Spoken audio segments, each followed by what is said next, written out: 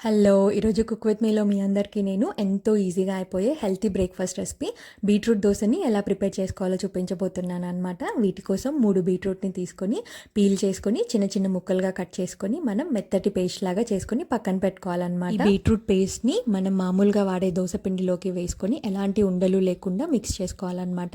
ఇలా మిక్స్ చేసుకున్న తర్వాత రుచికి సరిపడా కొద్దిగా ఉప్పు వేసి అండ్ అలాగే కొద్దిగా జీలకర్రను కూడా వేసి మనము బాగా కలుపుకోవాలి.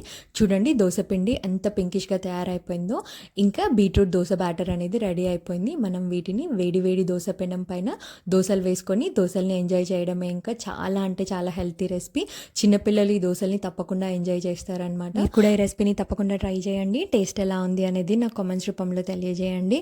అండ్ ఇంకా ఇలాంటి simple and easy cooking videos కోసం don't forget to subscribe the channel. See you again in the next video. Until then bye.